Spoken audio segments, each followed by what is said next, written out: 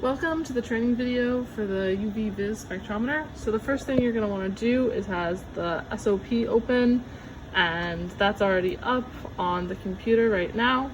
And today we're going to go over how to do a transmission or absorbance measurement. So you're going to want to scroll down to transmittance or absorbance measurement under general procedures is what you're going to want. And then the first thing that you're going to want to do is come over here to our cuvette holder, and we're going to do this on a liquid sample. So what you want to make sure is that both of these little attachments are screwed in. As you can see, they are right now to the cuvette holder, and also they should both be plugged in up here. So this is going to be your light source, and then this is going to be where you're measuring out of. And it doesn't really matter which end goes where, but if they are attached to something else, it's really easy to just unscrew it all the way and then put it right back in and screw it right back on to wherever you need. And now what we're going to do is calibrate our sample. So what we're going to do is we're going to create a blank. So our sample that we're going to currently be testing is going to be this one here, and we just want to get a measurement of the absorbance or transmittance of this green fluid inside. So to create our blank, we're just going to take this blank cuvette and stick it right into the cuvette holder and then put the cover on. And then the next step is just going to be open your software, and you can see it's pinned down here. It's AvaSoft.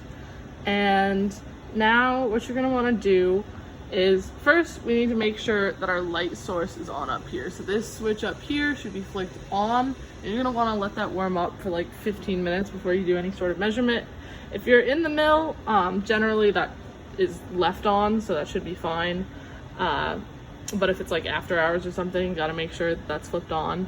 And then what we're going to do is make sure it's in scope mode here. So that's this S up here. And then we're going to hit this auto configure button to just get all of our integration time here auto set and our averaging here auto set. And then what we're going to want to do is save two reference spectra from our blank cuvette that's in there. So you're going to we're going to turn the light source off briefly, and then we're going to come down here and we're going to hit, this is save dark spectrum. So we're going to save a dark spectrum here. You can see it says dark spectrum saved. We hit OK. And then next, we're going to turn this light source right back on. And then we're going to go ahead and save a light reference spectrum. We're going to hit OK. And now what you're going to want to do is switch to transmittance mode. And you can tell that we did this right because our transmittance is right up at about 100% all across the visible. And that's what we want because we're saying there's nothing here. We're blanking it to this. So if we're at 100% transmittance, everything is going through. So there's nothing there. And then our absorbance here, you can see, is also at 0 because we're not absorbing anything because we're saying that this cuvette in here is nothing. That's what we're blanking it to. And now that we've done our blank, we can go ahead and switch out our sample right here, put our cover back on, and then you can look and see that you have a spectrum now. All right, now I'm going to go over how to use the testing stand instead of the cuvette holder. And the testing stand is usually where you're going to want to do your solid samples. You can also do your solid samples in the cuvette holder if you have a long enough sample that can be held against the side, if you have like a cap or something that can hold it there. But generally, you're just going to want to put a solid sample right here. So what you're going to do first is you're going to have to switch the cables over from the cuvette holder to the testing stand. You can see this is already done, but an important note on this is that this one here, all you took off was this little piece, and then on the top part you actually needed to take out the whole entire nut as well. As you can see, this nut can spin right off. Instead of just taking out this small piece, you can see here, nut's still there, and then there, it's gone. So you needed on this top side to make sure you're taking the black piece with it. And on the bottom side, you just need the gray piece.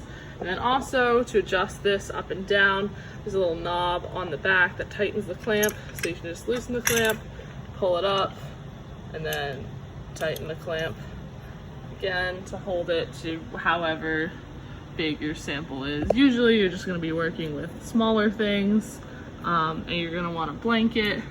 So probably like a little glass square like this if you're doing one of these like paint pieces on top of the glass chip. And then again, you can adjust this little piece in the back to move the clamp down on top of it to make sure that you don't have any amount of airspace there. And then with the software, it's gonna be literally the exact same procedure, just different. And then one final note I wanna make is on these cables up here.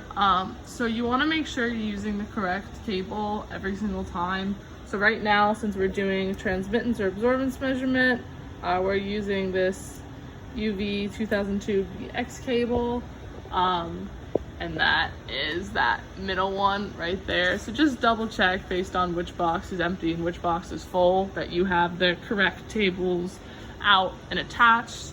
And sometimes there'll be multiple cables. Like you can see there's a cable attached to the sphere right now, and that cable's not actually hooked up there. So just make sure that whenever you're doing this, you're following the cables down to double check that they are in fact going to where you want them to go, and that there's just not cables hooked up here that are just loose about.